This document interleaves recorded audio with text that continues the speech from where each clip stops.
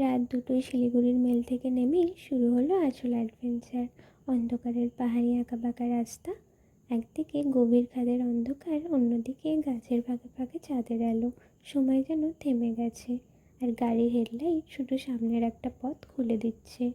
সকালে উঠে দেখি জানালার বাইরে টুপটাপ বৃষ্টি। মনেই হলো ট্রিপের প্রথম দিনে এরম বৃষ্টি হচ্ছে, পাহাড় যেন আমাদের নিজের মতো করে স্বাগত জানাচ্ছে। এক কাপ গরম চায়ের ভাব যখন উঠছিল, তখনই সব মেঘ সরে গিয়ে হাজির হলো এরকম সুন্দর একটা ভিউ।